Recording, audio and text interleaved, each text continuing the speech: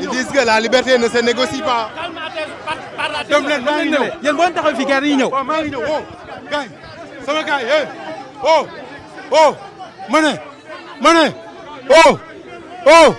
ma ne gars yi ma ne soyez discipliné jéggi leen bàyyi leen voie publique bi ngeen dem xaar ñu fële le commissaire nous a appelé bu ñu paree ñëw rendre leen compte mais jóge leen voie publique bi de grâce jóge leen voie tout ça dem leen xaar ñu fële dem leen xaar ñu c'est le commissaire qui m'a appelé. Moi, je suis le chargé de protocole de Voilà, calme tes hommes. Voilà. Nous ne sommes pas venus ici pour créer quoi que ce soit. Okay. Nous voulons vraiment que la paix règne au Sénégal. Ce pays-là nous appartient. Okay. Le problème, c'est qu'il ne faut pas qu'ils occupent la voie publique. Okay. Ils peuvent aller de l'autre côté. Okay. En attendant la décision finale. Voilà. D'accord dégg nañu commissaire bi nee na bu ñu occupé voie publique bi fa dégg nee na leen rek la ñu bëgg mooy que la paix règne ici au Sénégal. nee na ñëwuñu pour indi coow dañu ñëw pour que la paix règne ici au Sénégal.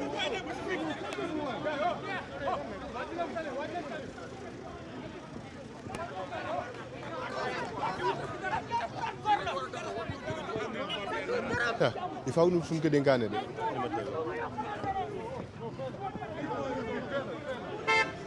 noonu ngeen koy gisee toujours sur Radio Dakar International.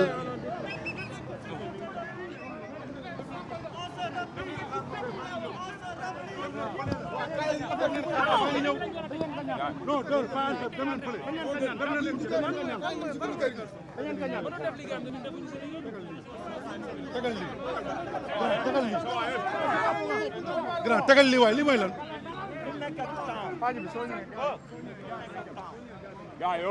dafa mel ni que Ousmane était dans un parti politique. bi ñu dajee ma ne ko waaw jàmbaar loxo nag mu ne ma j'ai réussi à mettre en place un syndicat ñëpp gis seen bopp macha allah man créé wu ma ko nii la demee expliqué ma pour damay essayer. bu yàlla dogalee. nit ñi dégg ma ñu jaar yoon ma ne waaw ma xam ni def naa suma kéem tolluwaay au cas contraire ma lem samay kaaka dem jaamu ji yàlla loolu moo indi lii am donc il faut ñi gëm yàlla. te kilifa yi wax dara rek la ñuy woote ñun amuñu benn problème. mais dafa am loo xam ne kenn du ko nangu. tey boo gisee ñu ñëw fii. ñëwuñu pour histoire ñëwuñu pour xeex. àdduna procédure la. Ousmane c'est pas n'importe qui c'est un député de la République. C'est un député du peuple. dañ ko bëgg a jël convoqué ko. na nga ko lever son immunité parlementaire. na nga ko jaar ci yoon. bu jaar ci procédure wax na ko biig. Ousmane ne refuse pas de répondre à la justice mais Ousmane veut que yëf yi jaar yoon. loolu kese moo ci nekk. maa ngi ñaan daal kilifa yi. ñu wax ci balay affaire bi di ëpp. d'accord allahumma salli ala sayyidina Muhammadin wa sallam. ok. jaajëf.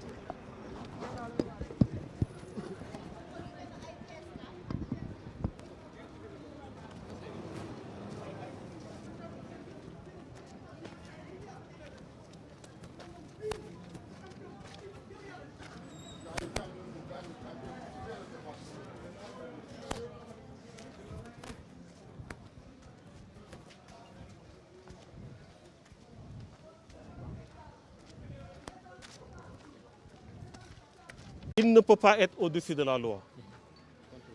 Ceux qui l'accompagnent également, ceux qui lui donnent des directives ne peuvent pas être au-dessus de la loi. Et nous considérons que c'est inacceptable que l'on puisse continuer dans cette récidive.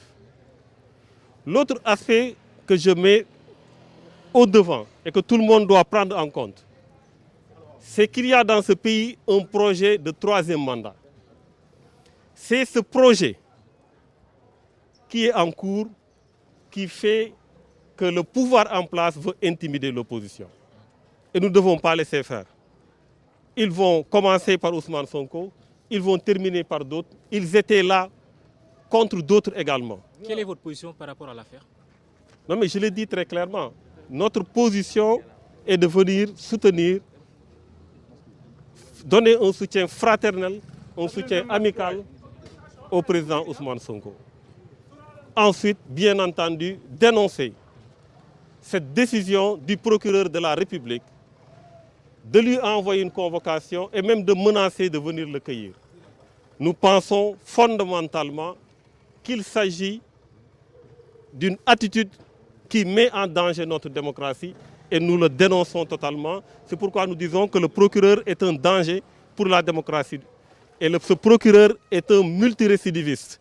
Nous l'avons vu avec d'autres histoires, d'autres questions. Donc nous le disons fondamentalement, nous sommes contre cette manière de faire. L'autre aspect, c'est que nous considérons que l'État veut profiter de cette situation pour régler des comptes politiques. Que le pouvoir en place veut mettre sur orbite le projet de 3e mandat, qui est un projet clair, bien défini. Et l'objectif, c'est d'intimider les opposants. L'objectif, c'est d'exclure le maximum d'opposants. Et ça, nous ne pouvons pas l'accepter. Merci. Quel est votre message par rapport à la classe, à l'opposition? waaw li ma bëgg a wax tey mooy dañuy ñëw pour apporter suñu soutien fraternel et amical à Ousmane Sonko. di wax ne procureur de la République bi dangereux pour la démocratie. Dangereux pour la démocratie parce que mesure yu muy jël tegu ko ci yoon daf ko teg ci jaay doole te ce n'est pas la première fois.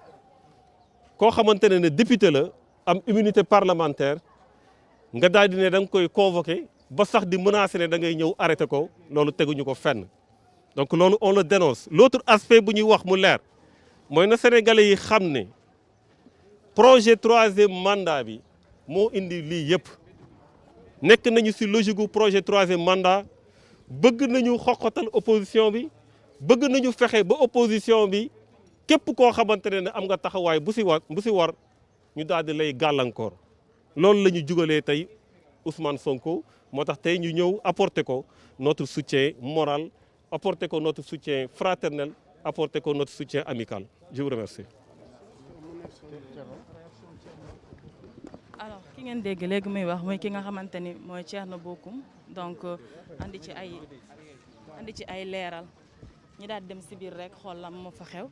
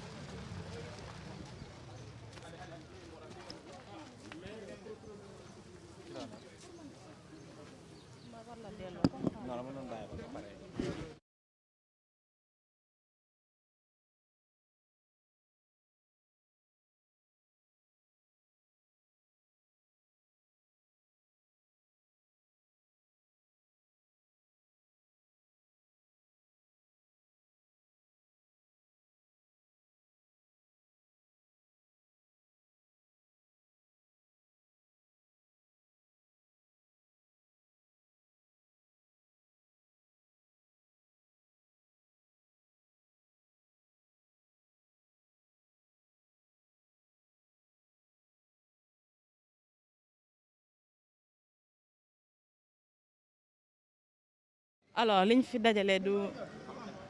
dajalee ñun ñëpp xam nañ ko ñëw ci buntu kër ki nga xamante ni mooy leader politique bu Pastef di Ousmane Sonko gannaaw ba nga xamante ne rek daal di nañ ko convoqué foofu ca Colobane wante moom nee na du dem ndax dafa jàpp ni rek unité mayu ko ndax dafay député donc démb def na ab déclaration andi ay leeral ci tuuma yi nga xamante ni soxna si di wuyoo ci turu Adji Sarr nekk masseuse ci benn salon de massage foofu ci Sacré-Cœur 3 daal dina ko koy rek teg gannaaw ba mu bindee plainte am le 2 février moom Adji Sarr daal dina porter plainte ki nga xamante ni mooy Ousmane Sonko pour viol et menace ba mu jàppee ni moom foofu mu doon liggéeyee Ousmane Sonko dafa doon ñëw di amal ay séance de massage waaye saay su dikkee rek daf koy daal di sàkku ba noppi di ko menacer.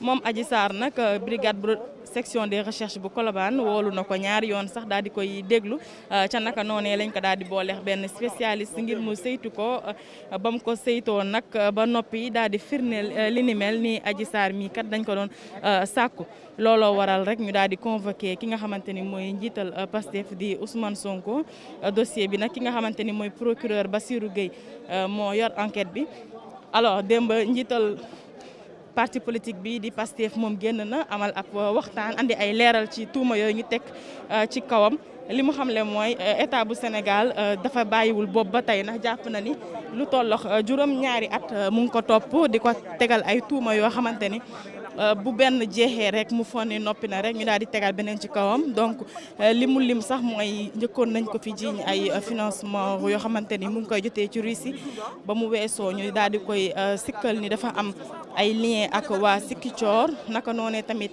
dem nañ ba tuumaal ko ni waa état islamique dañ koy daal di financé bi ñu weesoo boobu tamit jàppoon nañ fi ay temps ñu daal di koy tuumaal li nga xamante ni mooy daal di